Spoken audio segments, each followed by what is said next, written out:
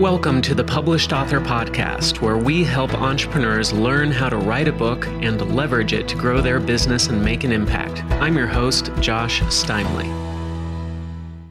Today, my guest is Kim Whitler. Kim is a professor of business administration at the University of Virginia's Darden School of Business and the author of Positioning for Advantage: Techniques and Strategies to Grow Brand Value. Kim spent nearly 20 years in private industry and strategy and marketing roles at Procter Gamble and other places, also as the general manager of the breakfast division for Aurora Foods, as the CMO of David's Bridal, the country's leading bridal apparel retailer, and as an officer of PetSmart. Kim has written over 350 articles as a Forbes senior contributor and has published in Harvard Business Review, The Washington Post, Ad Age, and a number of academic journals and other outlets.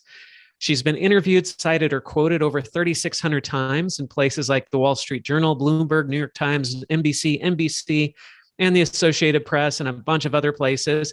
And that's the short version of her bio. Kim, welcome to the show. Thanks, Josh. I'm very glad to be here with you tonight. I'm excited to do this interview. Kim and I have actually known each other for a number of years back from the days when I was also a Forbes contributor. I think that's how we originally met, is that we were both writing for Forbes, and she's part of the CMO network, and I wrote a book about CMOs. And so we've been connected for probably 5, 6, 7 years, I think, at this point. And so my first question, Kim, though, is with all this experience and all the writing that you've done in the past, why is this your first book? Because you've got so much knowledge and so much experience. So why now? Well, I would probably have never written a book had it not been that I shifted from the crazy world of being a practitioner to becoming an academic where it's valued more. So, the 20 years that I was working in practice, who has time to actually go write a book? And it never even crossed my mind. Then I made the shift. I went and got a PhD in my 40s. Don't do that. That is a crazy, very difficult move. But I got my PhD in my 40s. And then I call this my fun career as a professor. And as a professor, you're supposed to create new knowledge. And so one of the things, Darden, I work at Darden, the Darden School of Business at UVA.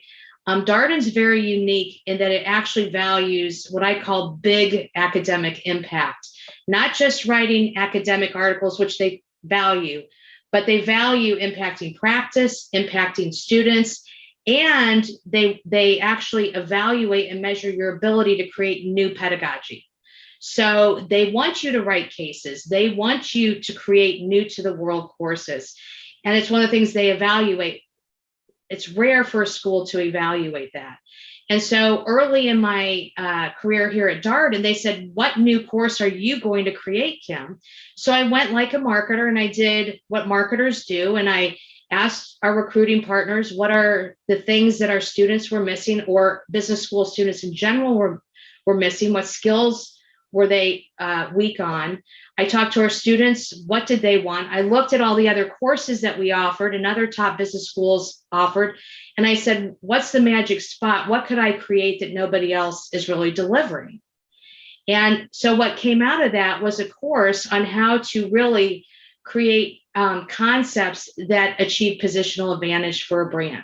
How do you identify the positioning territory? How do you test it? How do you perfect it so that you have a better chance of getting the largest market share than somebody else? And so I started writing all the content for this. And after a couple of years, our head of publishing said, Kim, this would be an unbelievable book. So, this is a longer answer, but the answer is I didn't set out to write a book. I set out to create new pedagogy for executive audiences, for MBA students. And then it just kind of happened that the head of publishing at Darden said, Kim, this would be a great book. I think it would sell. I went to Columbia University Press said, we love it, go. And so then that's kind of how it happened. Oh, that's great. So take us back a little bit to the beginning of your professional history. Did you start out in marketing? Was that what you studied in college? Is that what you set out to be, was to be in the marketing field? No. But like most good marketers, we don't set out to be marketers. No, my father was a banker. My uncle was a banker. I grew up in a finance household. And so I assumed I was going down the finance accounting route. So in undergrad, I was very close to getting an accounting degree. And then I spent a day with a grain auditor. And I said, these are not my people. Accounting's out. So I was like 2 classes away from having an accounting degree. So I'm like, okay, business administration was one of my undergrad degrees. Psychology was the other. I love psych, but business administration was a practical one. Then I went to the MBA program. I actually interviewed for finance roles. I had an offer from ConocoPhillips, but I fell in love with this marketing class. My professor, Chris Puto, I took the class and I said, what is this? This is the most fun class I've ever had. Whatever this is what I want to do. Well, it really wasn't tactical marketing. Is really growth strategy. And it was, for me, it was the puzzle of how do you architect growth, et cetera. So I went to him, I said, I love this. Where could I do this? And he said, go to Kraft or P&G. This is how things work. I'm like, okay, Kraft or P&G. So I ended up, the short version is I ended up at P&G, and I fell in love with it. I was an intern there. Everything was so interesting. You go from working on the financials of a business to sitting down and listening to consumers, to working on new product development, to looking at current business. The people I worked with were amazing, very smart. I just loved it. I feel like, I'm very blessed because many of my cohort did not love what they were necessarily doing out of school. And every day for me was kind of magical because I felt like I was growing, I was learning, and the work I got to do mattered. It had impact, and it was enjoyable. So now you spent, was it about 2 decades at Procter Gamble? Is that right? No. I spent about 9 years at P&G. And then so most of my career was on the GM side. And then I had this epiphany. I was managing the breakfast division at a food company. I was GM of the breakfast division. And I'm sitting in Mattoon, Illinois, at the world's largest bagel bakery, trying to figure out how to get bagels up off the ground and, save a quarter of a penny per bagel.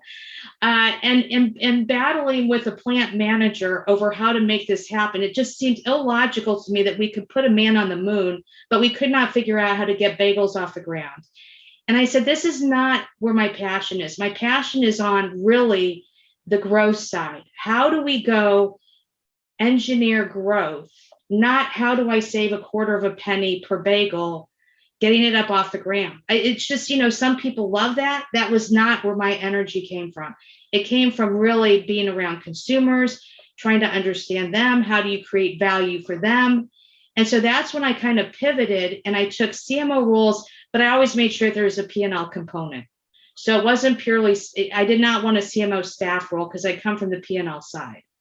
So that's when I kind of pivoted and did more what I would call growth engineering, just pure growth, revenue growth engineering versus kind of the whole P&L side of it. Got it.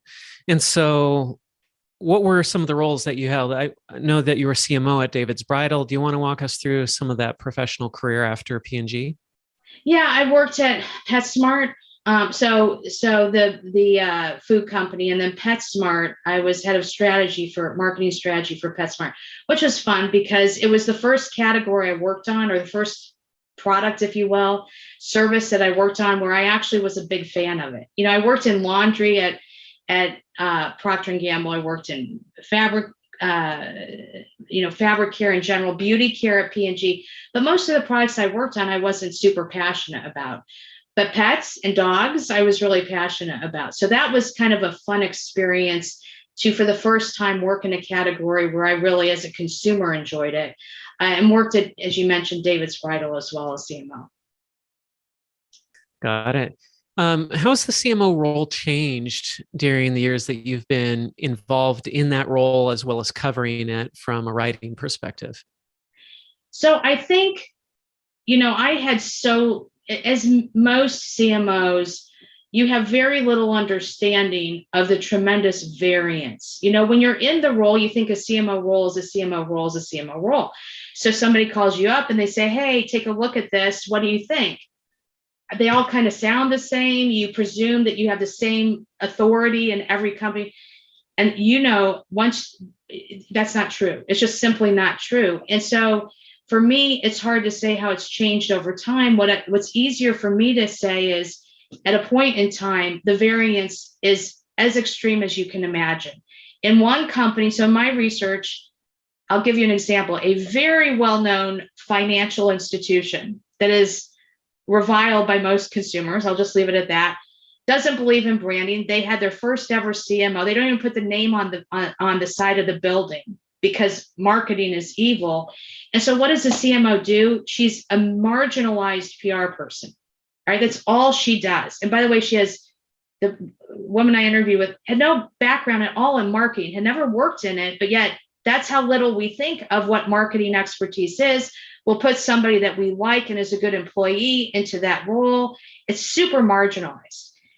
All the way on the other extreme, you have the CMO who's driving corporate strategy and who's identifying, who's deeply involved in M&A work, who's identifying pricing decisions, who manages sales.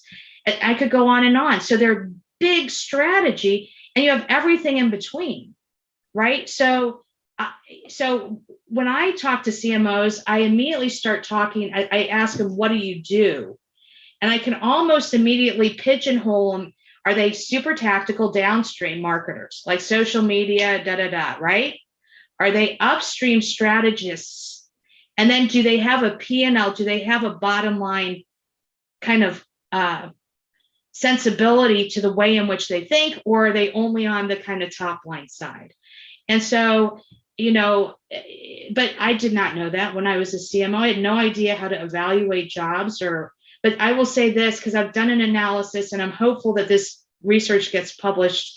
I've looked at CFO, CIO, CMO roles through job specs. The other two roles are not nearly as varied in terms of the breadth of types of responsibilities that they can have, in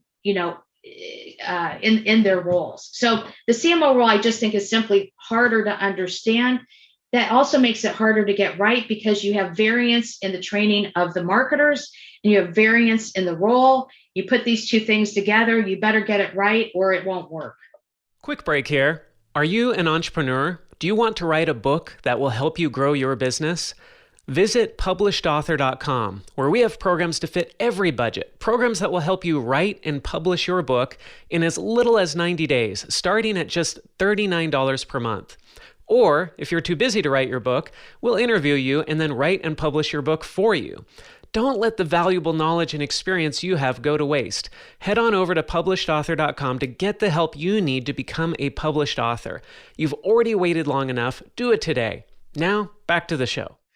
Tell us a little bit more about that transition from private industry to academia and what that was like and what motivated that.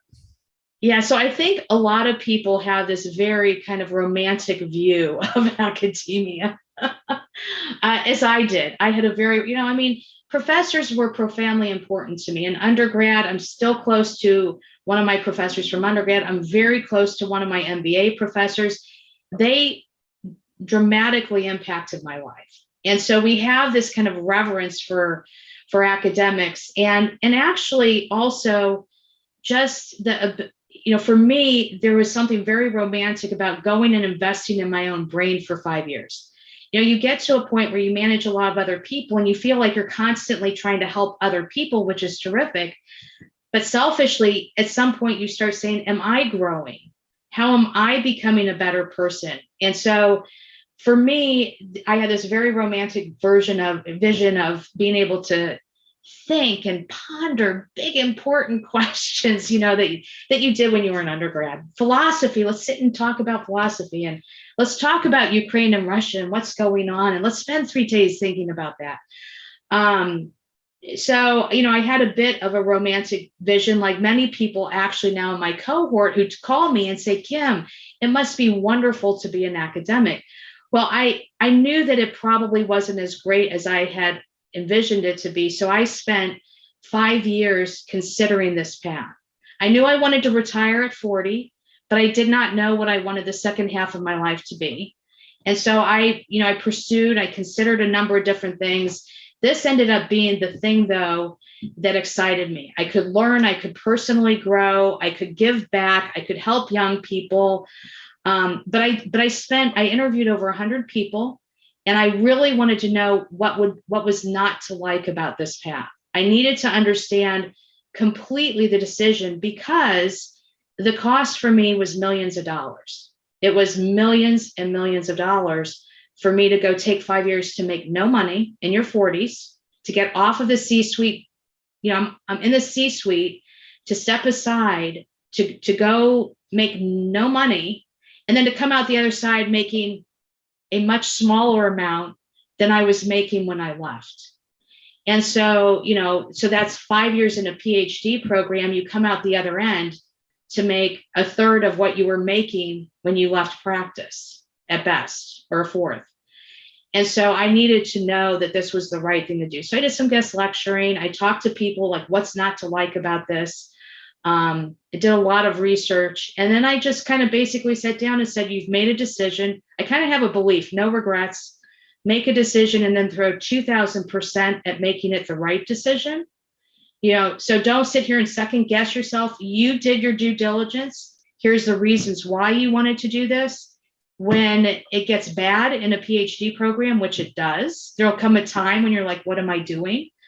You look down at your piece of paper and go, no, you're doing this for a specific reason.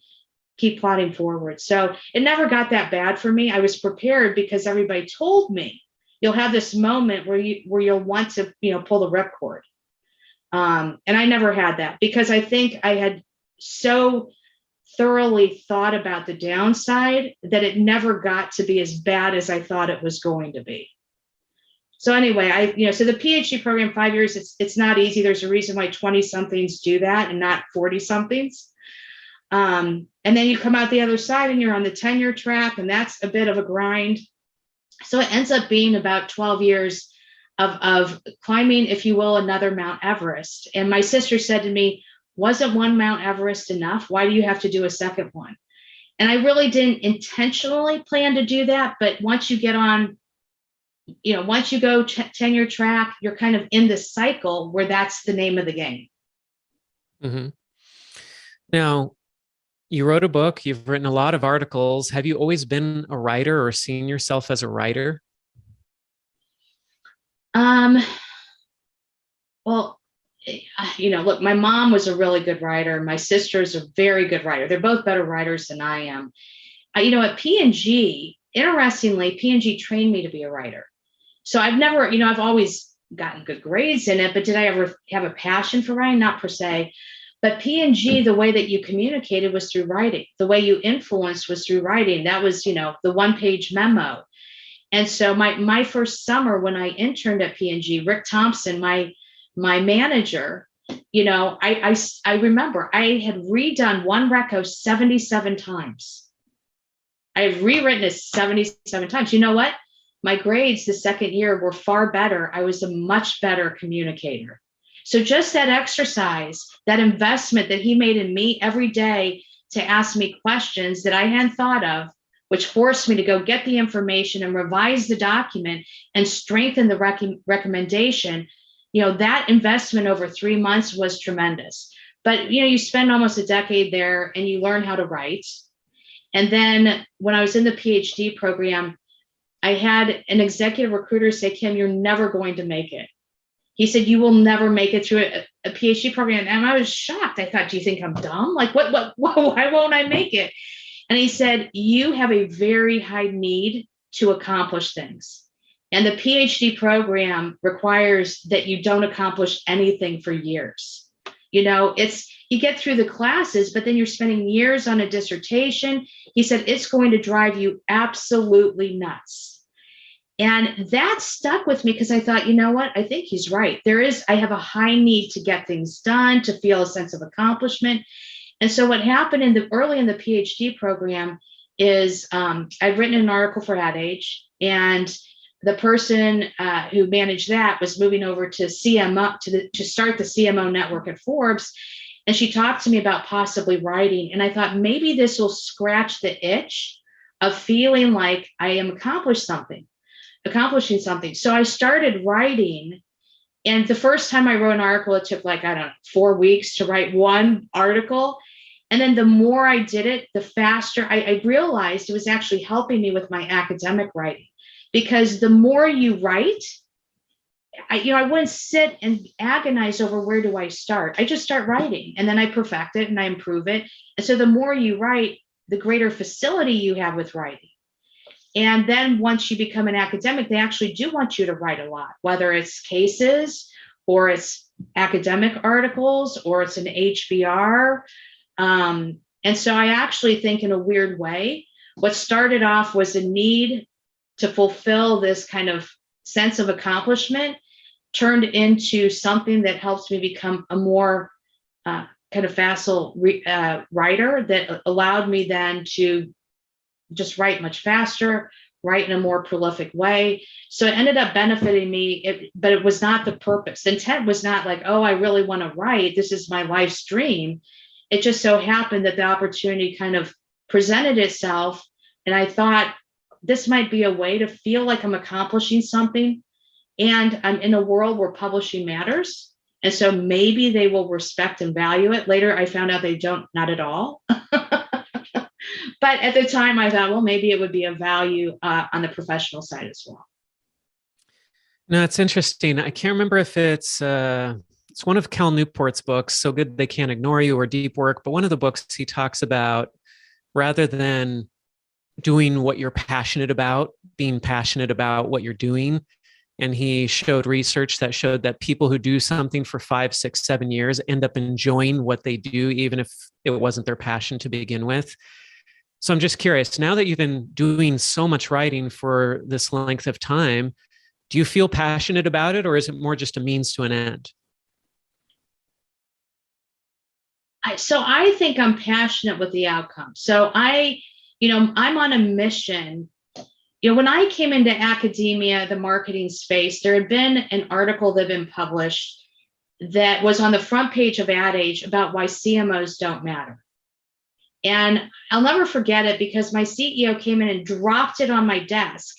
And I was like, you don't matter, Kim. And I'm like, thank you so much, academic community. I really so deeply appreciate your seeking to understand what you're publishing, and so forth. So when I came in here, not only do I really want to help future aspiring business leaders, but my passion is really to try to help the people who are now in my former seats, who are struggling, who are trying to figure out how to make this work. We're trying to get their roles right. We're trying to figure out how to drive influence at the strategic levels of the firm. I've got 2 papers coming out about the relationship between boards and CMOs, right? So my passion is in helping them. The conduit through which I do that is writing. It's rarely, sometimes I do speaking, I'll conduct or lead workshops. Very rarely do I do keynotes, because I don't like keynote speaking. I like engaging. I like creating, experiences for folks. But that's a conduit through which I can have that impact. And so, do I love writing? Like in my free time, do I sit down and go, oh, let's write? No. But is it a way to have impact and to help? In the way that I wish I had been helped. I wish that the academic community had sought at a deeper level to try to understand the challenges that CMOs are going through, versus kind of doing a knee-jerk assume. So let me give you an example. Most of the research right now talks about how CEOs are disappointed in their CMOs, or there's a bit of a sense of kind of blame that CMOs are doing wrong. Well, I'm looking at this from a very different angle. The very different angle is, well, who designs the roles? Who staffs the roles, right? Who provides the managerial discretion? And how can we help them do a better job of setting the CMO up for success? right? So same problem. I'm just looking at it through a slightly different prism, trying to help both the CEO in this case and the CMO get better outcomes through deeper, greater understanding of let's assume both parties are good people. What are the things that are affecting the inability to make this work? In my research, CMOs aren't thrilled with their roles. 3/4 of them are unhappy with their roles. 80% of CEOs are disappointed in their CMOs. Well, maybe it's not the CMOs are failing. Maybe there's something else going on here that perhaps I can help shed some light on. So I tend to try to be the advocate for marketing and for CMOs, to try to be a voice in the academic community, to support them. As another example, I was reading an academic paper where there was a bit of a spin that was maligning CMOs. And I, as a reviewer, helped them see that if we want the practicing community to engage with our research, we can't indict them. So we've got to think differently about, and it's a slight positioning shift in the writing, but you could see a bit of the bias and the presumption that there's something wrong with the practitioner. And so my hope is, this is kind of a windy answer, but my hope is to be their advocate, their champion, a voice for them in this community in a way where we can actually be more productive, more helpful, more impactful. And then, of course, writing is the way in which I typically do that. Yeah. Well, this is an interesting point you bring up because, I mean, CMO, it's just a label. It can mean whatever you want it to mean, right? And like you said, the CMO at one company does not do what the CMO at another company does. They do whatever people decide that role is going to do at that company. And so to say the CMO role is dead or something like that, it's like, well, but wait, which CMO? Because there are lots of different CMOs out there. And to say the CMO role is failing or something, it's like, well, maybe it is at one company, but that's one instance. What about the other company and every other of the tens of thousands, hundreds of thousands of companies out there? And if the CMO is failing, whose fault is that? Is it the CMO? Is it the CEO? Is it the board? Who set that role up and decided what that CMO was going to do? And I mean, there's so many factors there to consider that to make a blanket statement that the CMO role is dead or the CMO, it doesn't make any sense because it's whatever we make that role out to be. No, I think you're absolutely right. And the all or nothing kind of statements, like the CMO role is dead. There's a Forbes article on that. That was, I don't know, maybe 9 years ago that article came out. I remember it because I talked to the person who wrote the article, and it was based on like 2 or 3 anecdotes. And to your point, so let's step back for a second. What do you think the CMO role is? So if you think it's setting up brand strategy, if you think it's setting up a growth strategy, it's driving an innovation pipeline. Okay, are you saying that nobody's doing that in your firm? Who's doing that in your firm? Oh, it's the chief growth officer. Okay, you renamed the title, right? So you see this with Coke. I used to love it because Coke would have, first they had the CMO, then they had the chief marketing and commercialization officer when Joe Tripodi was CMO, or sorry, was it CO or whatever. And then they changed it to the chief growth officer. I'm like, they just keep rotating people and they can't quit. And they just changed the name. And then everybody talks about, oh, the role's changing. I'm like, that's a title. What has changed down here? What is it that role owns? What are the responsibilities and duties? Because the title doesn't mean anything. I can come up with a really sexy title to go get somebody, but if all they're managing is promotional materials and collateral or PR, I don't care what you call it, that's a marginalized role. So I completely agree with you. You have to look beyond the cover, below the title, to try to understand what the role really is. And that's why I love that question you brought up that you said you ask CMOs, what do you do? Because to assume that you know what they do just because they have the CMO title is to ignore that the CMO title might be one of the more malleable titles out there, because CFO, I mean, maybe I'm making a unfair generalization here, but I kind of feel like I know what CFOs do. And I feel like that's a little bit more predictable than what the CMO does. And the same for CTO and CIO, like, not to pigeonhole anybody or to disrespect any title, but those seem to be a little bit more solidified, whereas the CMO title seems to be one where people just make it into whatever they want to make it into, depending on the need that manifests at the moment. No, you're absolutely right. So like I said, we took a tranche of CFO, CIO, CMO job specs, converted them into analyzable data, and then started analyzing them. The CFO job, so to confirm what you're saying, the CFO role is the most of the three consistent from company to company to company, right? There's less variability in the types and nature of the responsibilities assigned. The CIO was closer, actually, they're in between, but they're closer to the CMO. And I didn't do any of the other C-suite, but my bet is the CMO is the most varied. Guess who has the shortest tenure? Guess who has the second shortest tenure?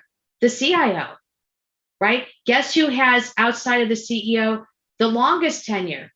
The CFO. And so, at least at first blush, there tends to be a bit of a correlation between tenure and the variance in the role. Well, why does that matter? Because all of a sudden, we now know that because imagine a pitcher that could have a pitcher, in baseball, that a role that has such a wide range of how you could use them. Well, that's not how the pitcher is.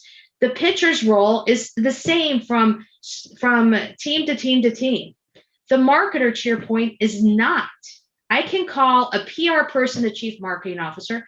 I can call a general manager the chief marketing officer. Those are two completely different roles.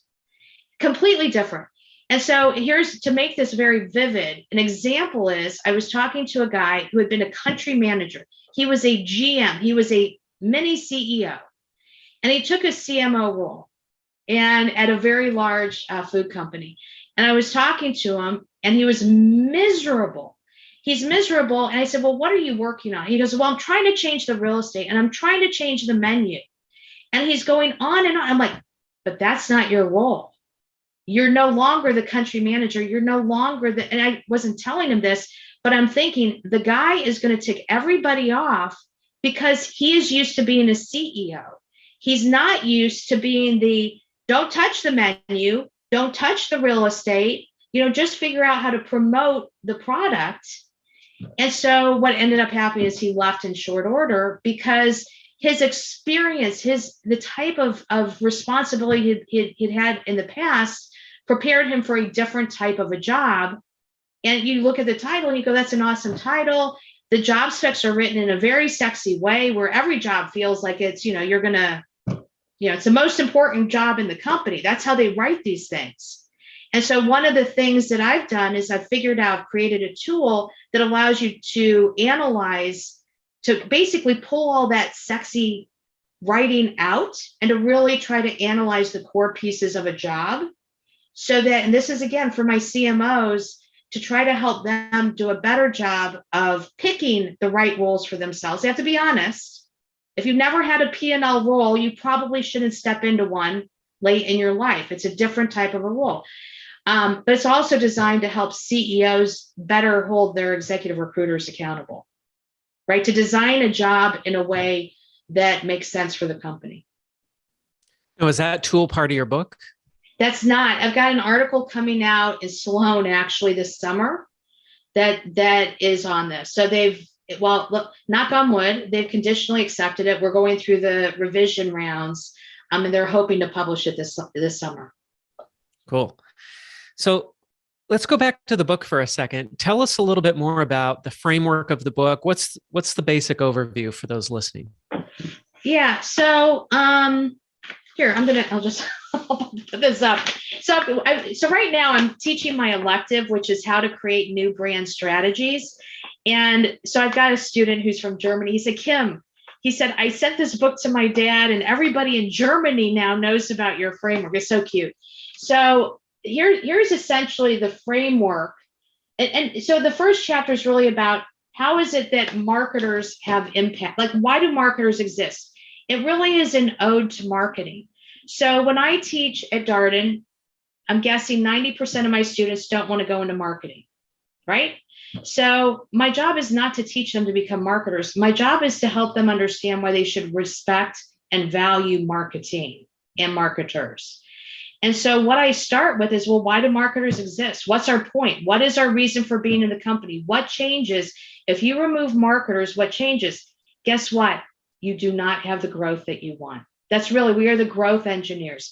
So the whole point, this core framework for the book is really thinking about how marketing affects the firm. And it really is at the heart of it through positional advantage, setting up and positioning a brand, a company, so that it can win in the marketplace. And so that's kind of the early framework. Then each chapter provides a tool that helps. So let me just step back for 1 second. Most practitioner books tend to be stories, and they're fabulous stories. Most academic books tend to be vocabulary books. Like, here's a whole litany of vocabulary. What I found in my research is what students wanted is how to do marketing. They said they would walk into a decision sciences course and walk out learning how to program in R. They go into finance and walk out learning equations. And they said, we walk into marketing and we get theory and 2x2s. And so what they wanted was, okay, I get that a differentiated brand is really good, but how do I go create a differentiated brand?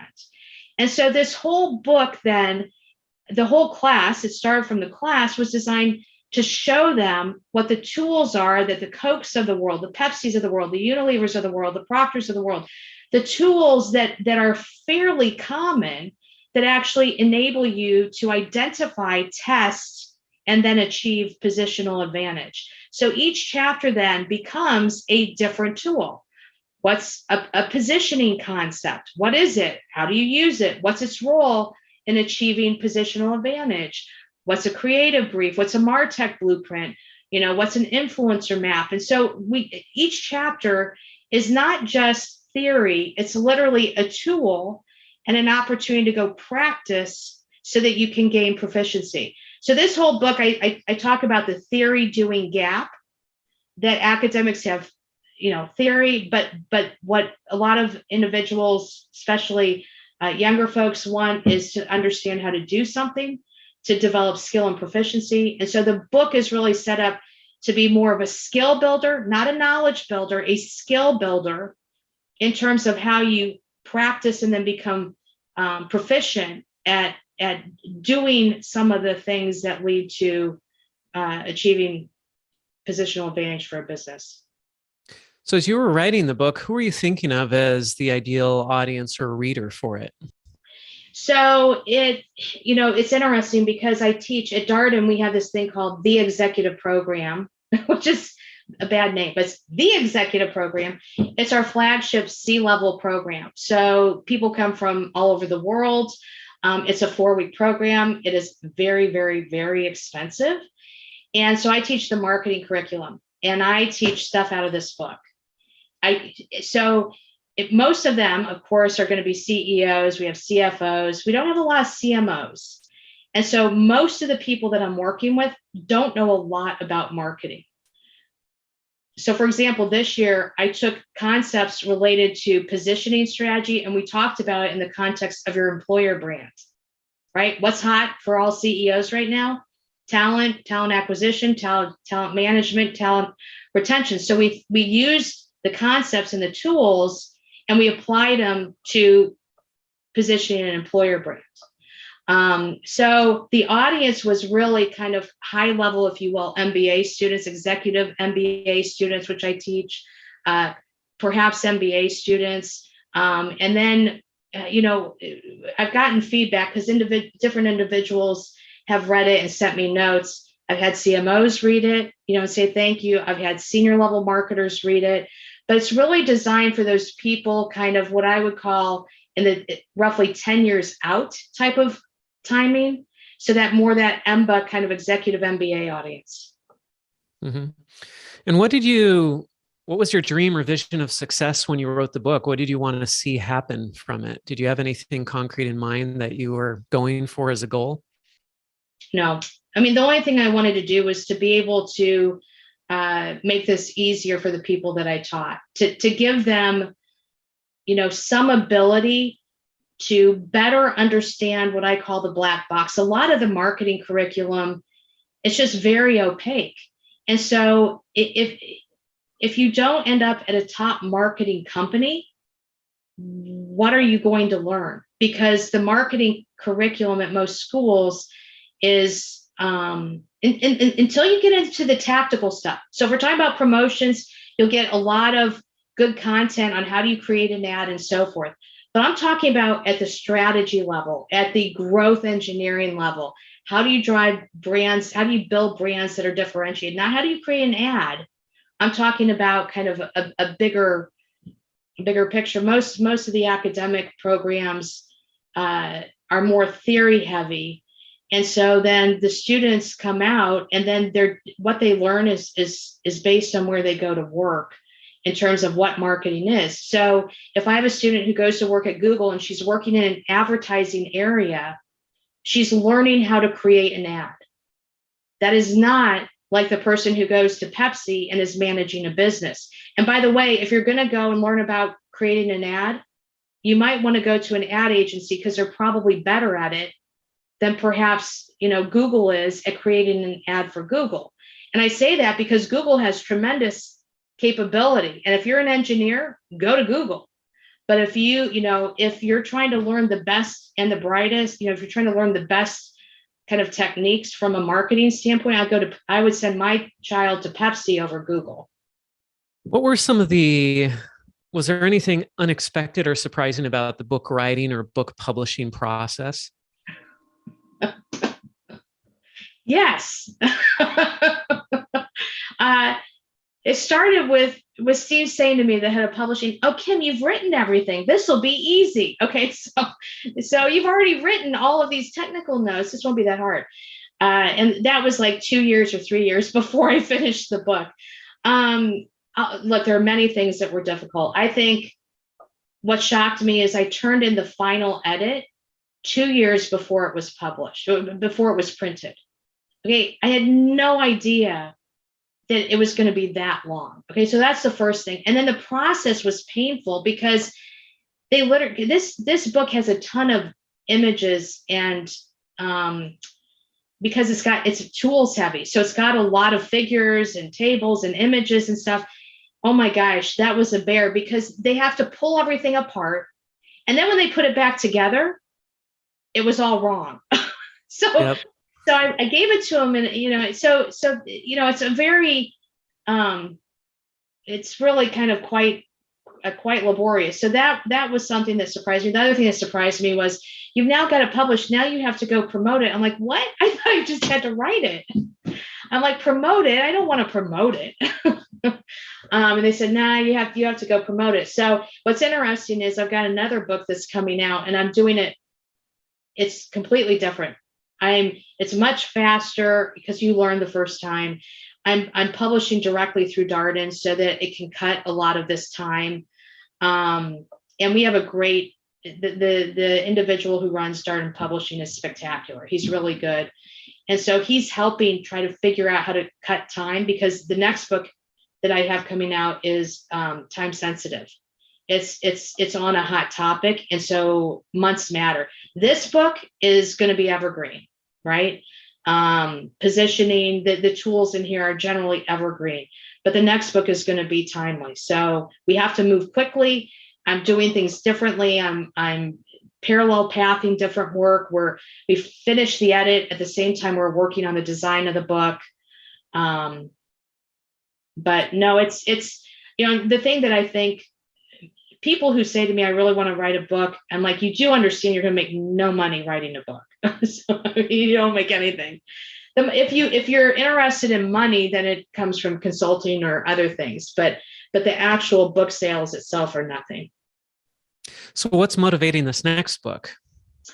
This was to help students. So what happened was, this book is on, it's how to help college athletes understand how to build their professional brands in a way that enables them to monetize it. So it's picking up on the NIL issue, the name, image, likeness ruling for college athletes. And what happened was our deputy athletic director came to me like 2 years ago and said, Kim, we're getting inundated with agencies. How do we think about this?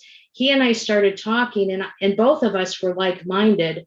We were worried that people would swoop in and then try to take control of an 18-year-old's brand. And they barely, they're just trying to figure out how to adapt to college.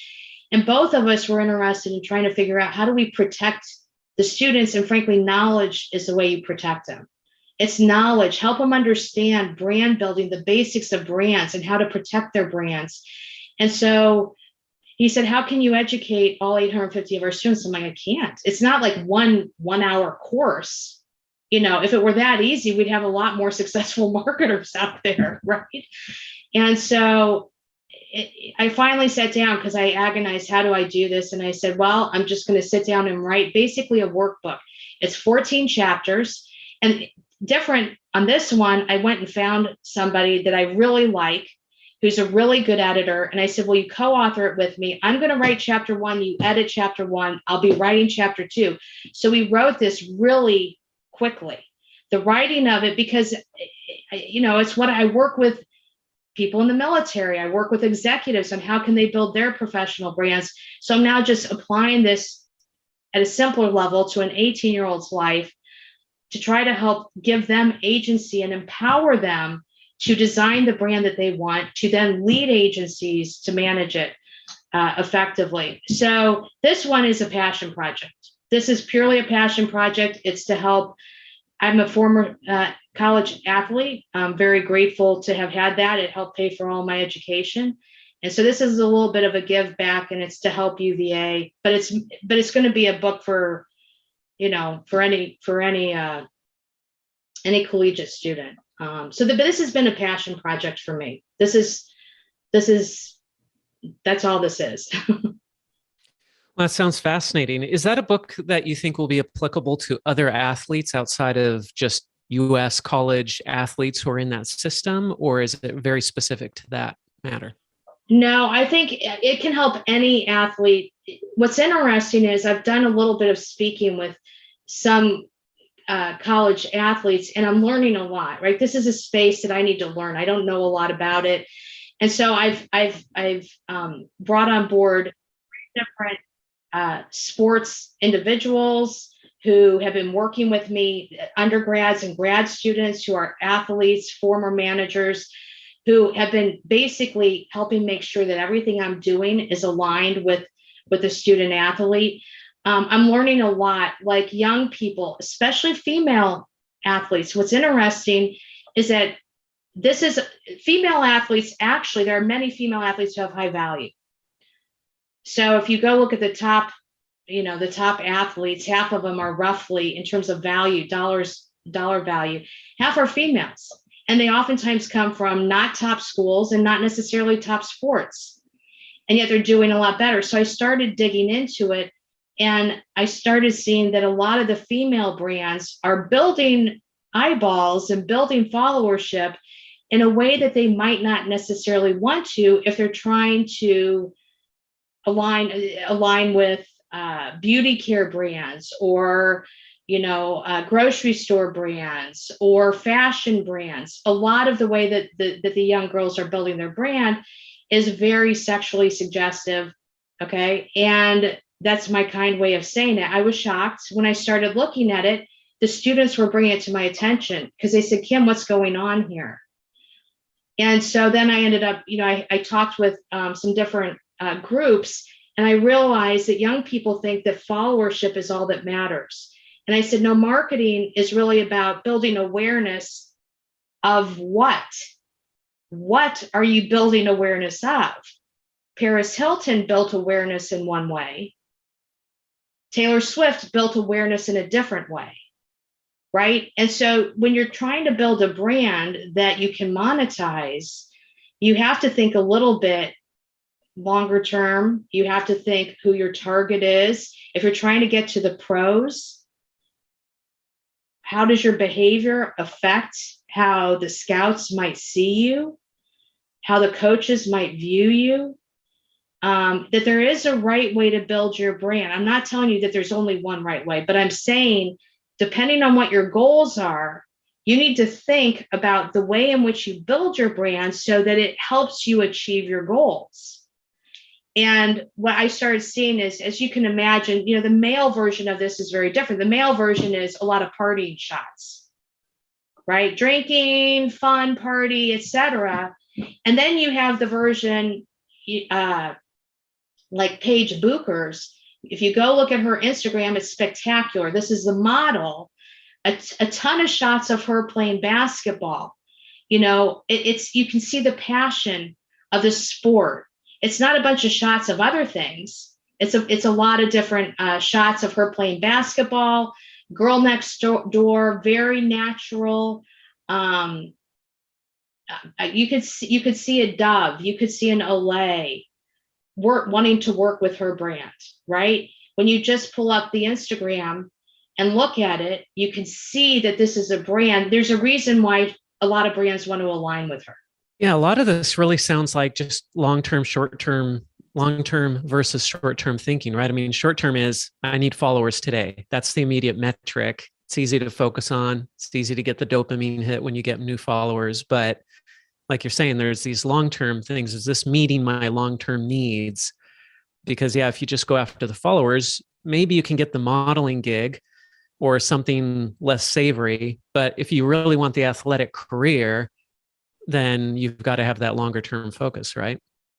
Yeah, I think you're right. There's another aha I had, because I'm working with another student, and so I went to his Instagram, I went to his Twitter, I went to his LinkedIn profile, and one of the shots was him with, like, I don't know, 10 or 12 guys, everybody had their arms around each other, alcohol, shirts off, bare-chested, sitting on what looked like a fraternity house steps.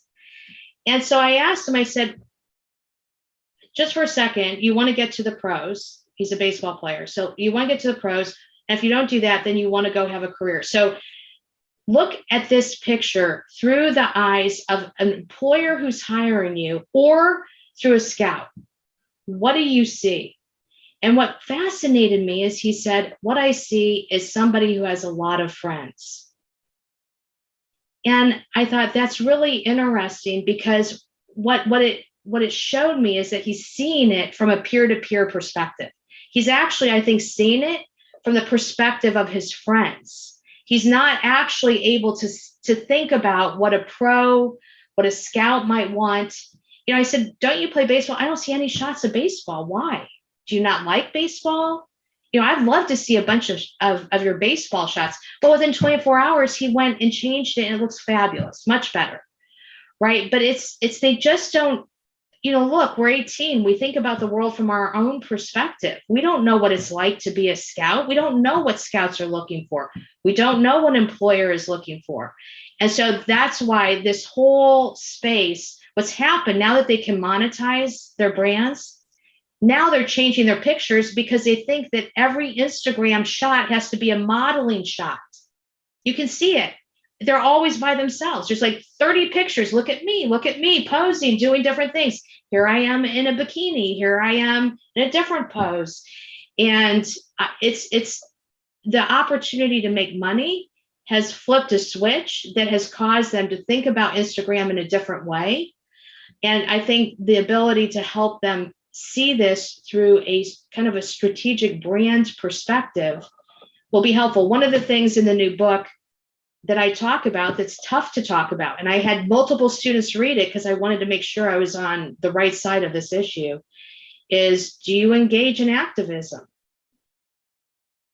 Right? Because they're being told, as young people, a lot of older people say, go forth and be activists. And I always find that interesting, that the people promoting that are themselves not activists, because they recognize the career and personal risk of going out and saying things that are unpopular.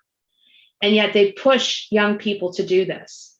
And so I talk about what does that mean? What can that mean? Why does a Zion why did Zion not really speak up? Why was he not really vocal when everything happened over the past couple of years? Did he not care? And I talk about it a little bit from my own perspective. Most of my followers are men. Do I not care about Me Too? Do I not care about women's issues? Sure. But that's not my lane. My lane is marketing. And my followers don't write me to hear about golf or they don't follow me to hear about golf or cooking or where I'm eating or my thoughts on Me Too, right? Generally. And so I said, that's how I look at it, that I'm building a brand around my expertise. And I kind of try to stay generally in that lane. That's an interesting one. But if you think about it, think about as an author writing a book, it would be very easy as a business author to interject your opinion on politics and put in subtle little jabs at the people you don't like into your book or something. But again, that's not why people are reading your book. That's not what they're coming for. And it's going to turn off at least half of your audience. It might even turn off the people who agree with you because they say, you know what, I agree with you, but I'm not coming here to get this. Yeah, it's interesting because I don't know how other people feel about this, but I'm so exhausted from politics that any of my entertainment, if I'm watching sports, I love NCAA men's basketball. That's my sport.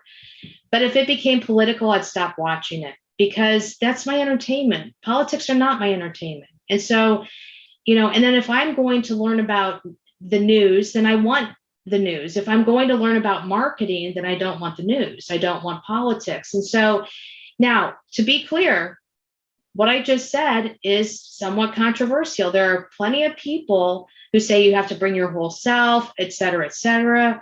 And I respect that. That's just not the way I look at it. The way I look at it is I know who follows me. I'm not just US based. There are a lot of people in the UK, in Australia, and India.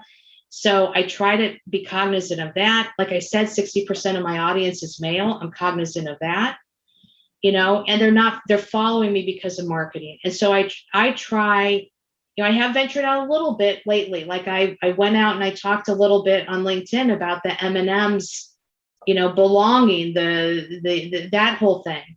And that was actually risky for me, because that pushed me out of my comfort zone. But I thought, you know what, I'm going to go out a little bit on a ledge. But my point of view is not one that everybody shares, but that is my perspective on this. And I try to respect my audience and what they're interested in and try to stick, as I say, in my lane. I'm excited for that book to come out. I think that will be helpful for a lot of young people out there. Well, Kim, thanks so much for talking with me today about your book journey, your author journey. If people want to reach out and connect with you, where's the best place for them to find you? Twitter, LinkedIn. And the great thing about academics is all of our information is public. So if you go to the Darden website, my email's there, but Twitter, LinkedIn, Darden website, any of those are fine. Perfect. Kim, thanks so much for being my guest here today on the Published Author Podcast.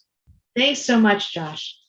If you enjoyed this episode, don't forget to subscribe. And if you want to spread the word, please give us a 5-star rating review and tell your friends to subscribe too. We're available on Apple Podcasts, Spotify, and everywhere else you listen to podcasts. And if you're an entrepreneur interested in writing and publishing a nonfiction book to grow your business and make an impact, visit publishedauthor.com for show notes for this podcast and other free resources.